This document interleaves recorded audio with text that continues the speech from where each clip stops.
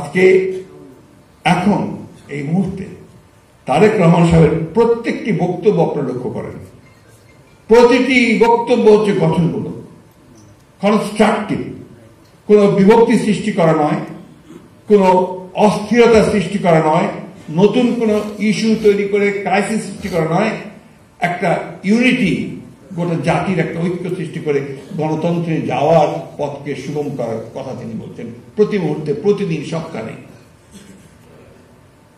এটা আজকে খুব সচেতন ভাবে কেউ কেউ চেষ্টা করছেন এই বিষয়টাকে ভেঙে দেওয়ার, কেউ কেউ চেষ্টা করছেন দেশে অস্থিরতা এবং একটা, আমি সোজা কথা বলি, এনার্জি তৈরি করার, একটা নৈরাজ্য সৃষ্টি করার, এবং তারা অনেকাংশে সফল হচ্ছেন বিভিন্ন জায়গায়, যে কথাটা এসানো বলেছে। আমাদের প্রত্যেকের দায়িত্ব হবে যে ওই জায়গাটিকে সচেতন ভাবে এড়িয়ে আমরা যেন জনগণকে সঠিক পথে নিতে পারি। আমি গতকাল যে খুলনায় যে ঘটনা ঘটেছে, আমি অত্যন্ত দুঃখজনক ঘটনা, আমি এটা নিন্দা জানাই, এবং সেই সঙ্গে এটাও আমি প্রত্যাশা করি যে সুষ্ঠু তদন্ত করে দেখা দরকার যে কারা এগুলো ঘটিয়েছে। এই বিষয়টা অবশ্যই হওয়া দরকার, কারণ আমরা যেন দেখছি সোশ্যাল মিডিয়াতে পরের দিকে এসছে যে শুরুটা কাকে দিয়ে হলো। গণতন্ত্রের কথা বলবেন, অথচ আমার মত প্রচার করতে গেলে আপনি সেখানে আটকাবেন।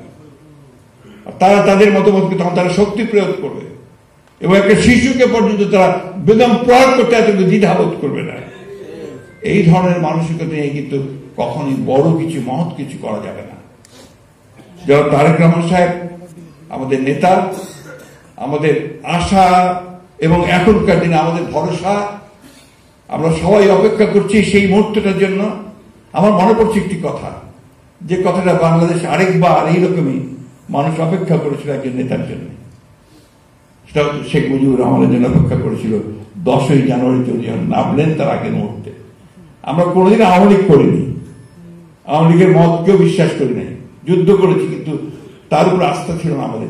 আমরাও সেদিন এই রেসকোর্স ময়দানে এসে হাজির হয়েছি, আমাদের মধ্যে এই আশা ছিল যে তিনি আসলে দেশের বোধহয় সমস্যাগুলো কেটে যাবে এবং একটা সত্যিকার অর্থেই একটা গণতন্ত্র প্রতিষ্ঠিত হবে।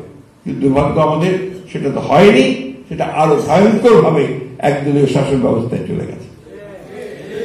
তো এইভাবেও কিন্তু এখন আমরা অপেক্ষা করছি যারা তারেক রহমান সাহেবের জন্য, এবং আমাদের বিশ্বাস যে তারেক রহমান সাহেব যখনই আসবেন, এই দেশে পা রাখবেন, দেশের মধ্যে একটা অভূতপূর্ব ঐক্য সৃষ্টি হবে।